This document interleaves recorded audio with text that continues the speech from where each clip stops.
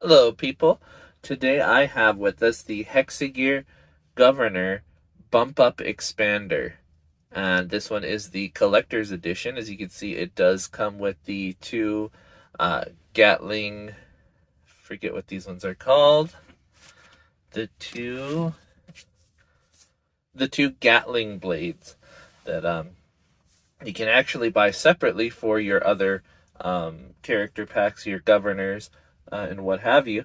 There's also included in the special collector's edition is the alternative face plates, but I will show you those in a little bit. This guy, you might not be able to tell from here, is incredibly massive. I did that by design. I would definitely want to show you guys how big this one is with a size comparison. Now you can see he is on my diorama, and this one was intended for 1/12 scale characters. That is the size of the sidewalk intended. He definitely looks like he was meant to be there. It doesn't look like he's out of place at all on that sidewalk there. But let me go ahead and show you some of the features of this here governor. And I am going to start actually by taking off the Gatling weapon because it is big and bulky and it is constraining him a bit in terms of posability. So you just slide this off. It is, if you have any governors, it actually has the regular attachment point here for hexagram, the hexagram port on your governor. So we will start with articulation. This guy is incredibly well articulated, I think, for his size. This is a 1/24 scale figure, so he's just giant. He's not really, he's not in any different scale. This isn't a zoomed in version. I think with some of the other reviews I've seen out there, they say that it's mostly comparable to 1/18 scale figure. So he's quite large compared to the 1/24 of the other Hexa Gear Governors. So we're going to start with articulation here. The headpiece, it goes onto a rather small peg, and this peg is very nicely designed with some articulation here at the top and some more at the bottom, and that actually goes on the back into the back of the body here, so you can actually rock it back and forth. With the head in place, you don't get to see too much of that, but it is nice to know that that articulation is there. And obviously on a ball joint, he can swivel his head quite a bit here. And it's a very nicely sculpted head as well. Very intimidating looking character. Move on to the arms. The arms are interesting. I think, let's see if I can get this unplugged here. So this section in here is articulated, but it's meant to lock in place inside that body there, so I don't want to pull it out. But it does swing up, and you can move it about a little bit on a ball joint inside there. This one here is the simple captured. It's a circle with the peg going through it on both sides, so you can move that up and down, no problem. And then this is the peg into the bicep here, so you can just spin that whatever direction you'd like. This one is a double hinged elbow, so you can actually get quite a lot of articulation out of that. There is a joint inside the bottom of the forearm here that you can actually move this up and down just a bit, because they do cover that with an armor plate here. And then the wrist pin, just like the Mecha Musume girls, is inside here. So that actually alleviates a lot of the problems the other governors have. So this one is a very sturdy hand, and it's not really going anywhere. Of course, you can still pull it out, but it is a lot sturdier than the normal ones.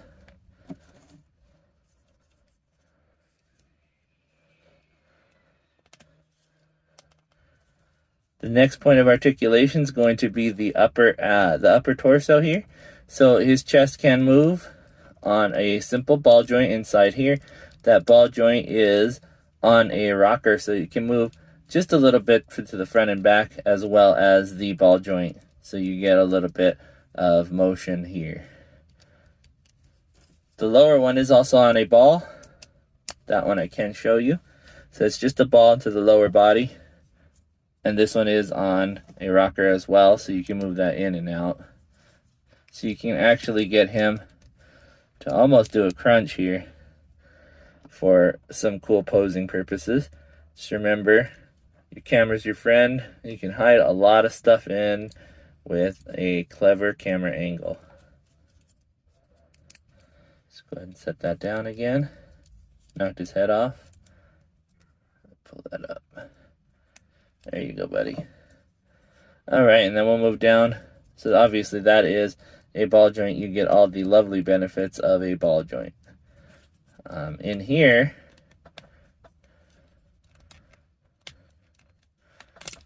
okay, so you actually have, kind of similar to what Gundams have, you have that drop down, and you can move the legs quite a bit out of place so that he can sit down quite comfortably if you were so inclined to make him into that position, or to make him ride a Hexa Gear. But in here, you have a captured, it's not a PC, it's not a polycap, but it is, I think it's soft ABS. And you can move that up and down, as well as turn this portion all the way around inside that leg. In here, there's a double jointed knee, so you can get a lot of articulation out of that. And this little knee armor section is articulated, but just only if you cut it perfectly. This side I didn't do so good on, the other side I did. So I'll show you that in a bit. Foot can move at the bottom with a rotation here. Ooh, I'm not doing so great. There we go. Okay, so foot can move with the rotation here at the bottom of the leg. And that is pegged into the foot here, so you can get that up and down motion, or a rock. So you can move his foot outward so that he can do some dynamic posing, if you'd like to do that. And with this character, I don't see why you wouldn't. So getting his leg back together, go ahead and slide that on there. So that's back in place. That is pretty much it for his articulation. Let me go ahead and slide these legs back in place. Doesn't need to be sitting down right now. This guy,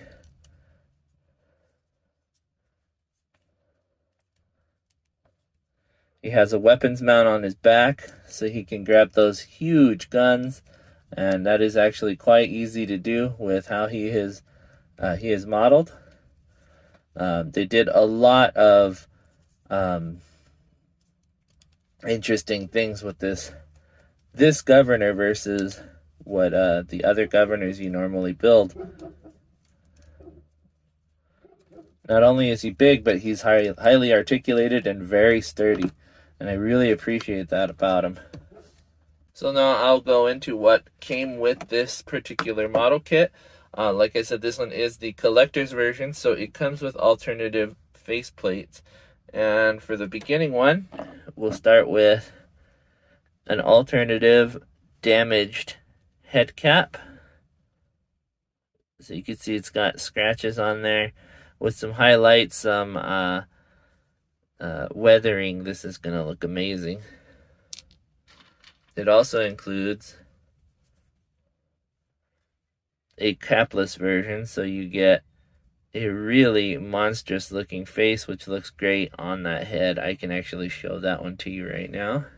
Alright, and like I said all the time, with a little bit of love, that one's gonna go places. Look at that face. Man, he is a mean looking guy. I really dig that.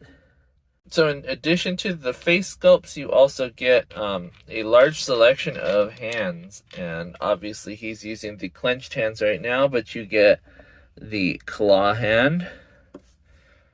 You get a large weapon holding hand. You get a very very direct pointing hand.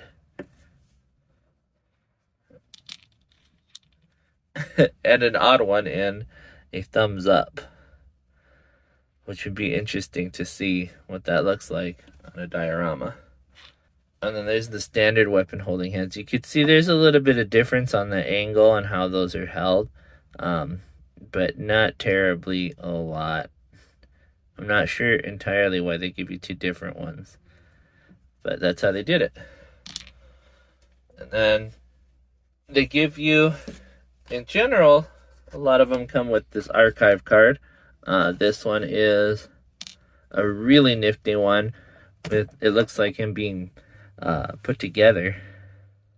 I like that guy standing there. And then it gives you some of the lore. So Governor Bump Up Expander, Collector's Edition. And this is talking about Senet's use of the Expander, the Governor Expander, and how with the latest Hexa Gears, they needed to upgrade various of their parapons, and they did the Bump Up style. So you got the Spartan Ignite, which is the upgraded Spartan, and then you got the Bump Up Expander, so it's an even larger expander than the one that came out before. Unfortunately, I don't have the expander.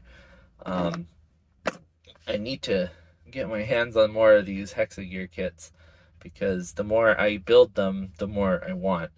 And such is the curse of model kits, especially in series like these. And then lastly, the thing that comes with the collector's version is obviously that massive gun blade. So it's a Gatling gun blade, and it comes with two of these huge weapons. Well, huge in scale. If that's going on a 124 scale character, it's gonna dwarf them. And so with this, the backpacks and everything else that's included in this thing, you are ready to really savage a playing field. And I don't think there's anything anyone else can do about it. So let's go ahead and equip him with this, and I'll show you what that looks like. All right, and with those things deployed, it looks like he is kicking butt and taking names. This gigantic Gatling gun in one hand is incredible, and then using it as a sword in the other, it looks like, I don't know, it looks insane is what it looks like. I definitely can't wait to get this in the hands of other, some of the other model kits that I have. I definitely want to see what it looks like on some of my 30-minute missions, especially those Spinatias. I think it would work really well with them. They do sell this separately too, so if you wanted to get more, you are welcome to do that. But let me go ahead and put those weapons away, and I will do some size comparisons. Alright, for size comparisons, the first and obvious one to do is my Bianco. You all have seen him before, so let's go ahead and pull him out. These are both in 124 scale, as you have heard me repeat over and over. This guy's just a giant. So Bump Up Expander, definitely bumping it up in terms of size. I wanted to show you a couple other 124 or roughly the 124 scale figures. So let's do the Early Governor Volume 4. Go ahead and get on there. And we can do Frame Arms Girl hand scale. Looking very uncomfortable in front of that massive machine man. And let's do a number 57 armored body, or armor puppet core body. I get him in here. Oh, let's see, get her out of the way then.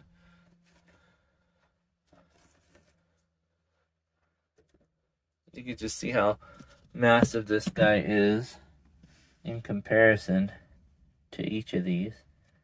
It's just a really big guy. Set that back down. And we'll throw Yui in there just for good measure. She's a little bit shorter.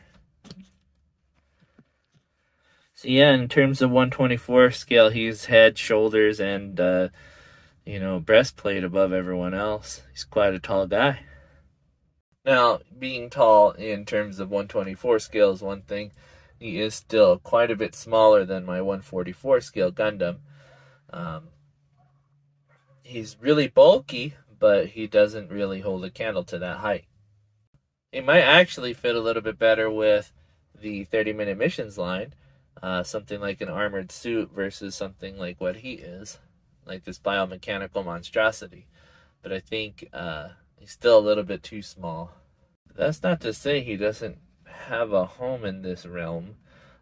That's a 30-minute missions too. They might actually work together. One of the things that it mentions in the instructions for the Gatling blade is frame arms girl and frame arms. They actually include extra links for that chain. Obviously, I cut the cable inside there, so I couldn't do it, but they do give enough to make it work for one of these gals. So that's kind of scary. Alright, and moving my camera back a little bit, you can see how small he is compared to the frame arms, but still quite a bit taller than those normal 124 scales. So you can see that he is growing in terms of the size and scale of this thing. Alright, and going back even further with my camera, you can see Alex. He comes up to his waist, which is pretty high. So for a 124 scale guy, that is one giant guy. He is really big. Alright, and so with the size comparison complete, I will go ahead and give you some last thoughts here. While I do really enjoy this character, the story behind him and building him was incredibly fun. I will complain about the price. That is something that Hexa Gear needs to move downward, I think. They've been moving upward instead. This is a lot of kit, but it is over $50 at normal price, at normal retail price. Sorry to say it, but a Gundam for $15 is still bigger, and I wouldn't say better engineered, because this is basically like building a real grade, in my opinion. You're getting a lot of detail out of this small kit, so maybe $30 would be a little bit better. I still don't see $50 worth of product here. I still love these guys, and I cannot stop buying them, so it's not as though I'm hating on them. The cost, in my opinion, definitely needs to come down. That is something I have been complaining about quite a bit. The smaller ones are around $20, and I can see why they're $20. There's a lot of engineering that's going into them, but it's hard to justify buying a $20 figure or a $50 figure when I can buy a Gundam for not even half of that. Or, for God's sake, these 30-minute missions. This one is $14. And yeah, okay, maybe he's not the best, but look at, in terms of what you can do with it, it's almost the same as what you can do with this one. Obviously more detailed, but I don't think it's worth 5 times the price. It's not. So it's hard for me to justify buying another one, even though I really want to. I really want to get more of these. With that said, I love this one. I definitely want to get more. But see, that's why I'm buying one of each instead of, say, like a 30-minute missions where I bought, how many of those Spinadio army types? I bought 6 of them. And I can afford to buy 6 of them. Where if I bought 6 of these, I wouldn't be able to eat. I wouldn't be able to fill up my gas tank. I'd put a half a tank instead of a whole tank. It's that big of a deal in terms of how it places on my paycheck, what I make versus what I buy. And I do love these, and that's the pain of it, because I'll always want to buy them. The Rooks that are coming out, oh goodness, I want to buy those. But it's hard for me to justify $50 for this, or even $50 for one of the girl kits. You know, these are $50. Look how much bigger they are than the governor box. There's 3 of them in there, you know, and that's a $60 set. Actually, it shouldn't be $60. Maybe it's, yeah, I think so. But you see, $20 each. Whereas this one's $50 just by himself. It's hard for me to justify, and I will stop ranting now. Amen. In any case, I do think you should get one of these. The weapons, at least, the $20 pack, it's not a bad deal for that really cool weapon set, and it'll work with a lot of what you have already. It does have one peg in the middle. You can modify it to make it work with 30-minute missions. It'll probably work pretty easily with Gundam. I haven't tried it on anything yet except for him. I think, though, it wouldn't be very difficult to get it to work with anything else. If anything, you can unplug these packs here.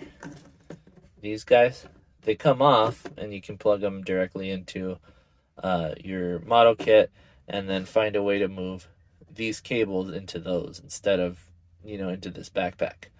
Well, this is really cool. It is a large expense, so that's the last time I'm going to say that. So this is really cool, and I definitely recommend at least the weapons. This guy, he's rad. So I mean, if you dig building real grade kits, this one is similar in detail level to a real grade. I'm sorry to end it on a bad note, but this is a pet peeve of mine in terms of Hexa Gear.